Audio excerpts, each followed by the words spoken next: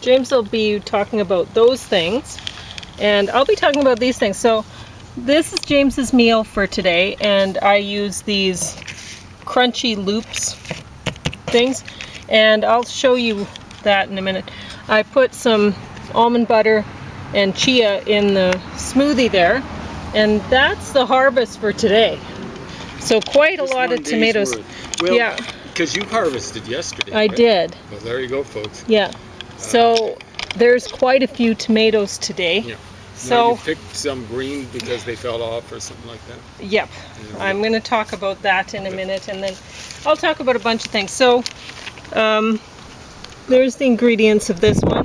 Pretty healthy, really. So yeah, exactly right. If you're going to eat chips or something like that and pay the huge coin, you might as well get a little bit of onion in and the that's just ground chia.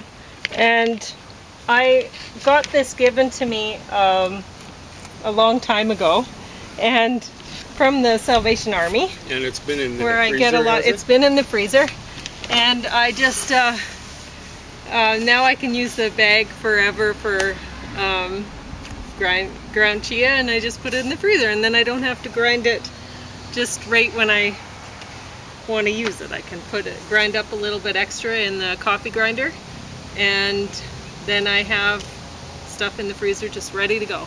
So today's smoothie is a watermelon smoothie. You get from the, did you taste that it's watermelon smoothie? No, I'm tasting peanut butter. Oh, or almond butter. Almond butter, I should say. Almond butter tastes like peanut butter to me. Well, I put a fair amount of almond butter in there. Yep. And so you like no it. objections on my part. It tastes very different, but you know, I wasn't spewing it all over the place, and it'll go down pretty quickly. Of course, it helps that on a warm day like today, that it's quite cool, and so on and so forth. You had it in the fridge, nice to have. Not so much the freezer. Well, watermelon's always good for well, a warm that too. day. But I'm not tasting the watermelon. That's okay. I had a lot of watermelon. I did put a lot of watermelon in there, but I also put a fair amount of almond butter and chia seeds to try to thicken it up. I put some frozen Evans cherries, of course, because it's cherry season smoothie marathon. And you put a lot of work into harvesting the cherries, and pitting and them. the cherry trees put a lot of work into producing cherries. They did. You know? They did a great job this year. Pauline really did justice to them, and now I'm doing the easiest. Yeah, maybe I am going to wear my hat. It's a little bit sunny. Yeah. The funny thing is, when it gets up above this temperature, and you get a breeze blowing, sometimes it's not that. It's not that refreshing. Yeah. You found that? Yeah. It's usually when it gets up around 30. I don't think it's 30 So yet. I'm going to take this away from you because it looks like it might want to fly. There we And yeah, I'm going to talk about a few things here. I don't know what has happened to these. So you can see these two zucchinis. I have several zucchinis that are doing really well, and somehow these ones, I took them off the plant today because the plant shouldn't bother to try to give this any energy. You can see, like at first I looked and I'm like, blossom end rot on zucchinis. I've never had that before, right? Because that's what it looks like. Usually on tomatoes, right? Yeah. But then I noticed, wait a minute here, there's some weird kind of circle pattern. So there, and on this one too. What is this about? Is it I'll have to look it up because that's very strange. It looks like, I don't know, could be a disease, could be whatever, but I'm going to have to look that up. I don't think it could be like from rubbing or something like that, right?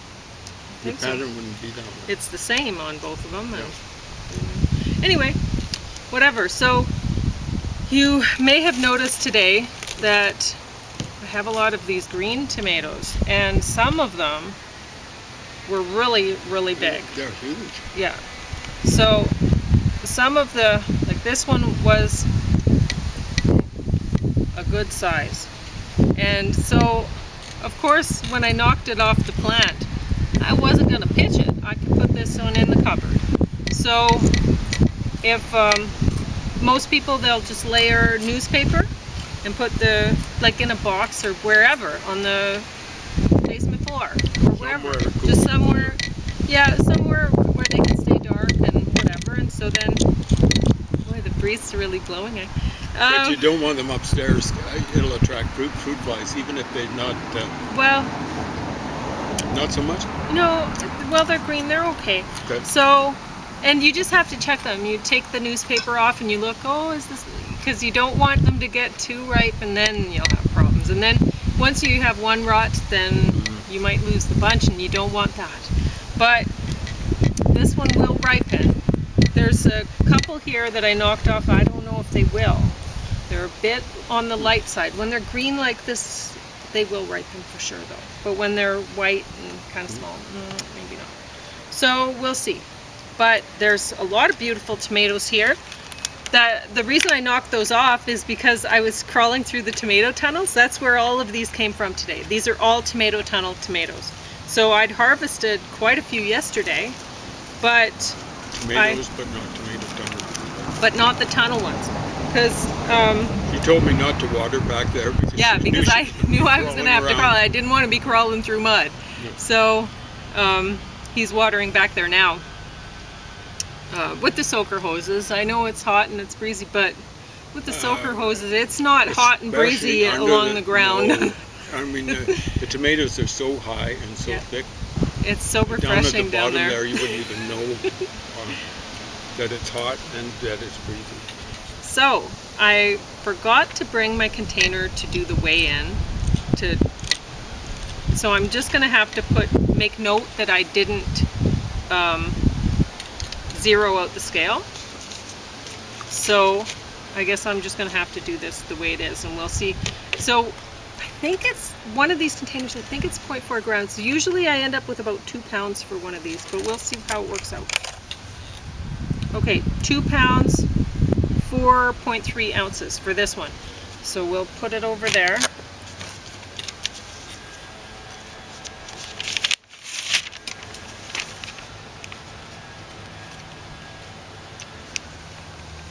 Non-zeroed. Hope I'll remember what that means. I'll try to fix this right away. So it was what, 2 pounds, 4.3?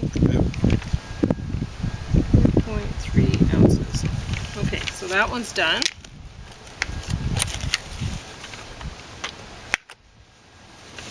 £2, 0.9 ounces.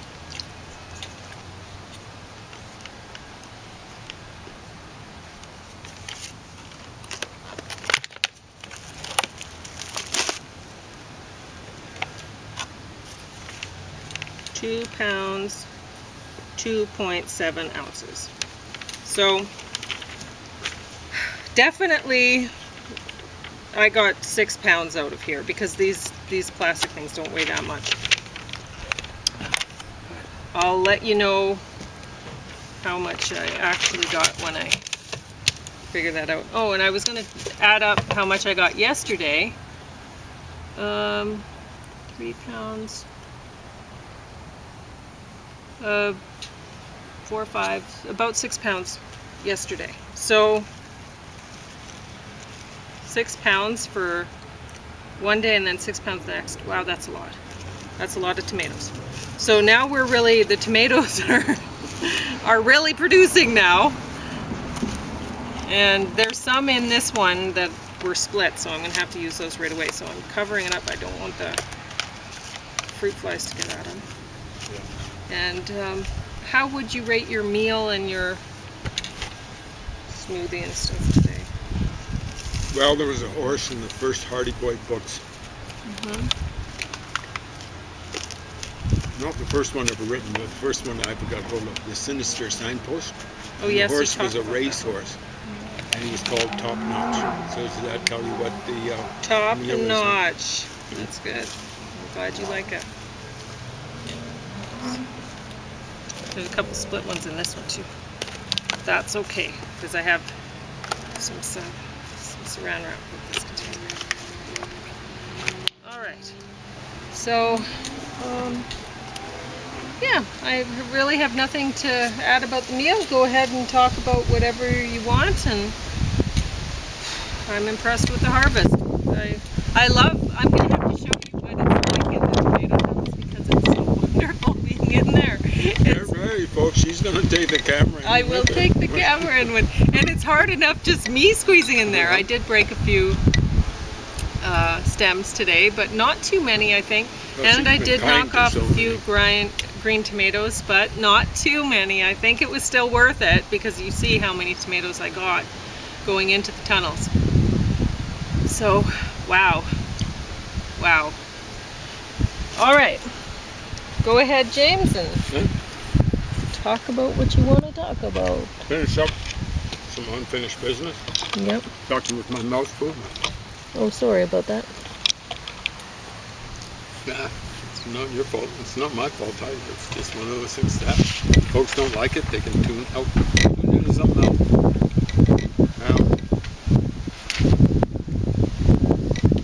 So, final verdict on this Friedrich Schiller. Schriftens der Philosophie und Kunst. Don't bother. Read his stuff. Preferably in the original. Can't read the original. Oof. Those guys like that there were salmon on it. I don't have any sympathy for people who think they can't read, can't learn languages. Oh, I should mention those harvest snaps, though they're fairly healthy for a snack. They're really not very tasty. What do you think about them? I love them because they're not too spicy. So okay. There's a little bit of spice on them, about right for me. I think Pauline likes stuff, treats like that a little bit. Yeah. Okay, but then I ate should that last say stuff. that. Can you talk just a little bit? Yep. I ate that stuff a little too fast. I got the Okay, you got the hiccups. All right, we'll drink some smoothie and that'll cure them. So I should say though that these were best before November 17th, 2024. We were given them just a couple days ago, within this last week, and they still taste plenty fine. I don't know. Maybe they would be better if they weren't way past their best before. So I can't really rate them because of that. It just wouldn't be right. Well, I can say that. Right or not, I'm going to rate them pretty good. Yeah? Okay. So if you want to leave them a year, boy, those on the shelf, flies are loving that yeah. salmon. You should pitch those salmon, or sorry, not salmon. I'm not finished. Shrimp tails and into the bushes. Really? Yeah. Try and get some of this whatever muscle out of here. Well, James really loves shrimp, so he won't waste any of them. It's a any weakness because I don't like eating animals. Yeah. Well, shrimp are insects. Oh. They really are. I don't like water killing bugs. insects much anymore unless they I guess that's true. are encroaching on your territory or my territory and stuff like that. Mosquitoes encroaching on my body. Sometimes when they're on your back, I'll wipe them Yeah. too. I appreciate that. So I should say about Schiller, like I say, he was a poet and playwright. I think more of a playwright than a poet is at plays. I think we're basically in poetry or verse. Don't bother with literati doing philosophy, and don't bother with even more so philosophers doing philosophy, really, unless you're trying to document how stupid philosophy and philosophers are. Okay? No, and for Pete's sake, don't try to write philosophy, and really don't try to teach it.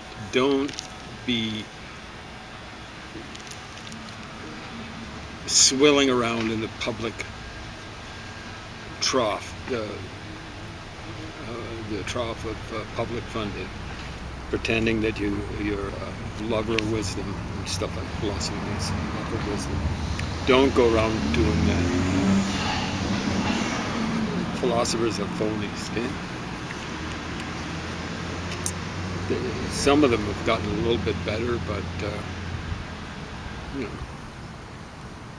even the guys like at least the original version of Wittgenstein, Bertrand Russell, I think they thought that they were going to turn language into something like a meta language, or use a meta language to describe languages like mathematically, you cannot, or logically or whatever, you cannot make languages into logical constructs. Languages aren't set up that way. How do you set up similes? You know, how do you set up antonyms? There's no such thing as a perfect antonym.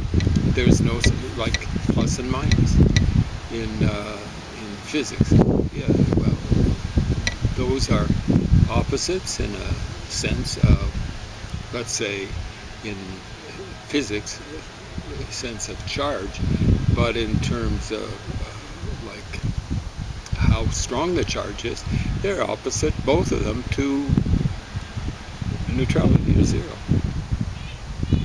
See how that is? You don't? No? It's your fault. No. Anyway, and synonyms. There's no such thing as a perfect synonym. In any language, I suspect. I've touched on maybe 75 to 100. Most with just a passing acquaintance. But I've never run across a perfect synonym. Now, understand, there are synonyms. But you wouldn't say A equals B, one word equals B in a particular language. It just doesn't work out that way. Each word in a particular language comes with a constellation of meanings, and there's an overlap of meanings between words that we class as synonyms, but there's always a spillover. Or there's, well, sometimes it's overlap, sometimes it's more like a subset, a subset of another. Yeah, so I'm going to finish up with this one.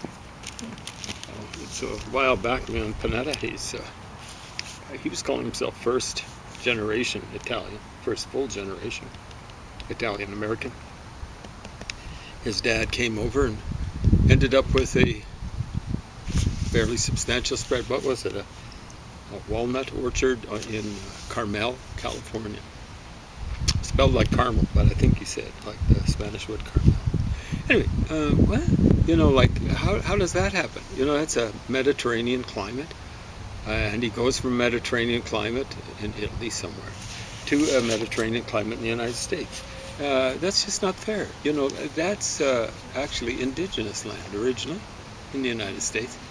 And they come along and settle down, and this guy becomes one of the most powerful guys in the United States. I mean, how many indigenous Americans have been in a position like Leon Panetta? Even marginal indigenous Americans. Maybe a few, but yeah, it's just something wrong.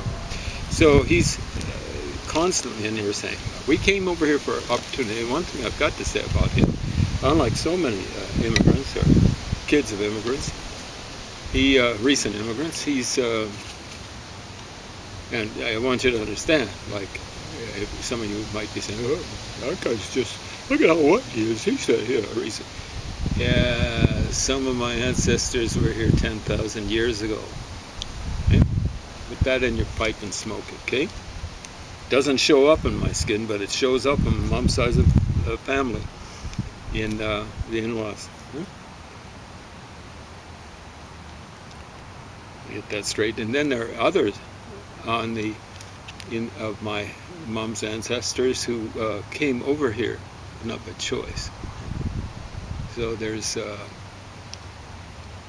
one family called Easton. My dad told me that on my mom's side of the family, they wouldn't let this one particular woman in the pictures because she looked noticeably African American. Not a choice when they came over. This guy's family made a choice when they came.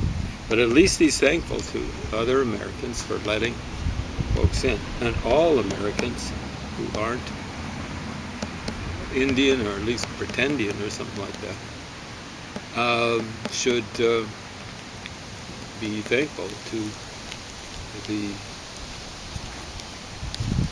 indigenous Americans for letting them in.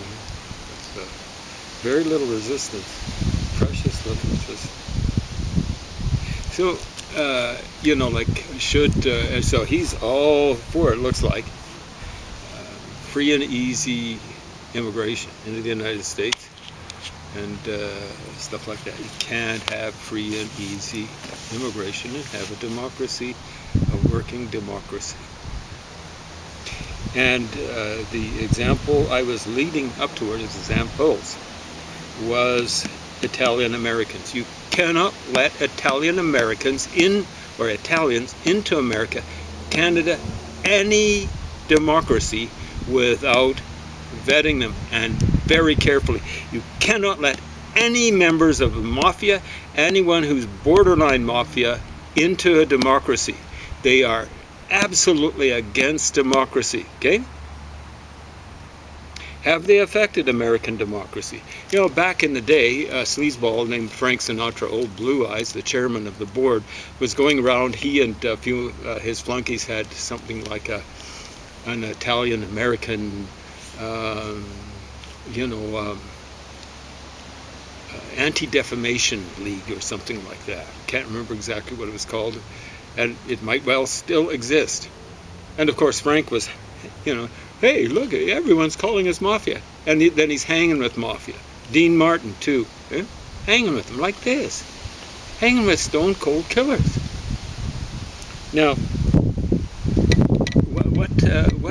what stuff, the United States hasn't been the same since the 60s. Hasn't been the same. Their politics have gotten really, really grungy. And what happened? What happened is Barry Goldwater, unsuccessfully, he's a Jew from Arizona who appealed to the idiots, the majority of people in the southeastern United States, for the Republican Party. Up to then, people in the southeastern part of the United States tended not to vote for the Republican Party. Why? Because 100 years before or so, Barry Goldwater ran in 1964. 1864, Civil War was going on. Lincoln was a Republican. They said, we're not voting Republican. Even though the Republicans from about 1912 had been increasingly right-wing, increasingly like these Dixiecrats, Democrats from the land of Dixie, southeastern United States, the Republicans were becoming more and more like them. So Barry Goldwater, 64, appealed unsuccessfully because up against a good old boy. He spoke like a good old boy. I think he might have come from within spitting distance, and he probably tried it, of the Rio Grande, a guy called Lyndon Johnson. Barry Goldwater got his hindquarters handed to him, as he deserved, by Lyndon Johnson. Lyndon Johnson set the record. Then along came Nixon in 68, a real scumbag, a mafia, maybe not even much of a mole, from Southern California and presumably Nevada, a real scumbag. And of course, he would have been impeached if he hadn't resigned. And then he was pardoned by his former vice president. This is when things started turning. 1 year before Goldwater ran, 63, John F. Kennedy gets assassinated. This shouldn't be news. Apparently, a chimp, what's his name? Donald Trump, how could I make that mistake? Released more stuff on the JFK assassination. More stuff. It's just like they keep on releasing thousands of stuff on Lee Harvey Oswald and stuff like that. And understand, the Warren Commission report back in 64 kept on saying there's nothing. The CIA has nothing. The FBI has nothing on this guy. Okay. Total lie. And when you're lying about like thousands of pieces of information, it's stunning. And apparently, Bozo in Washington, or Mar-a-Lago, the semi-official White House, there's more stuff yet to be released. You know what I'm saying? It's incredible. So who was involved? Well, like the Johnson White House is involved in a cover-up. But originally, how much time? 5? Yeah, about that. Okay. Originally, the conspiracy was meant to make it look as though Cuban communists had killed Kennedy. So then Johnson would have been faced, the vice president, now president after Kennedy gets assassinated, he's faced with this quandary. Hey, you know, Cubans whack, like communist Cubans whacked John F. Kennedy. Now I've got to invade Cuba. And so, of course, they'd have to take out Fidel Castro. And the people who plotted that initial assassination, they were just saying, wow, we get to kill two birds with one stone. We hate Kennedy because we were involved in Cuba and stuff like that. And who were they? They were operating casinos in Havana and other places. So you know what group I'm talking about. So Kennedy pulled the plug on Bay of Pigs. So these guys that were operating casinos said, hey, we got to take this guy out. We got to get even with him because we got it right. And that's the way we handle things back in Sicily.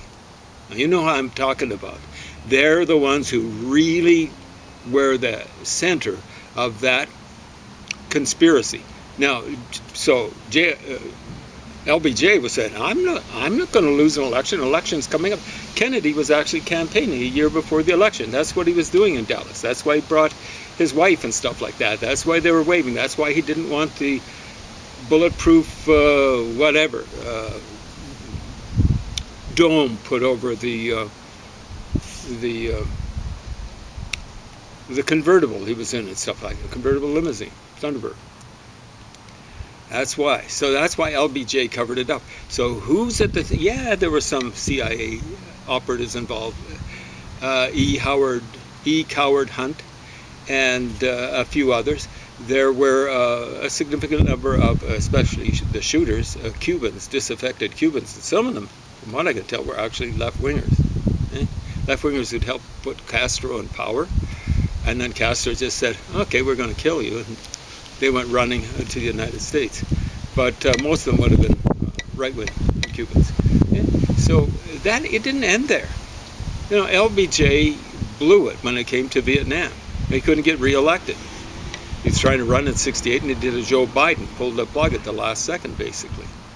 Hubert Humphrey got beaten a little bit by about half a million votes by Richard Nixon, a skunk who was all the way along supported by Southern California mafia.